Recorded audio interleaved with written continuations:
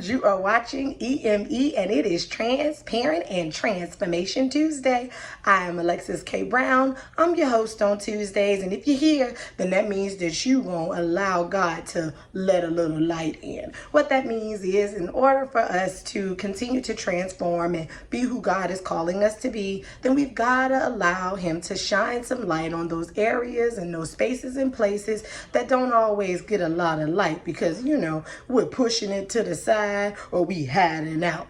So it's love month, y'all. Y'all still out there loving? I hope you are. Now remember, we've been talking about love languages, and we've gone through the first set of love languages, and this week I want to talk about quality time.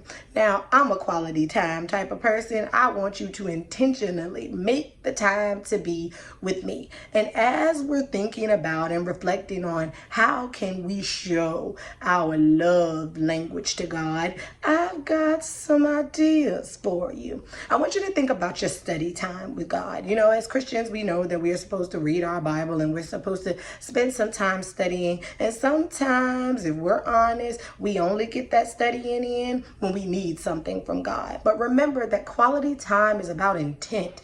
Think about that good old Mary as she's sitting at the feet of Jesus, and she is intentional on getting a word from him. Now, she could be doing some other things, and you remember her sister Martha comes along and says to Jesus, hey, good brother, you gonna tell my sister to help me? But what he tells her is that Mary chose the thing that was most important. It is so important for us to make that intentional time to sit with God, to study with God, and to hear his voice. Now, that also can roll into that love language of affirmations. There are some people who absolutely love to hear how awesome and amazing they are. And I want you to throw that in with quality time as well. Because if you're sitting down with your Bible and you're reading about this good God and all that he's done, then propel yourself to take some time to tell him how good he is. It makes me think of David. We've got psalm after psalm after psalm, and regardless of how bad David's life is going, he spends his time telling God how good he is, how great he is, and how wonderful he is. And you can't tell me that God doesn't want to hear his children say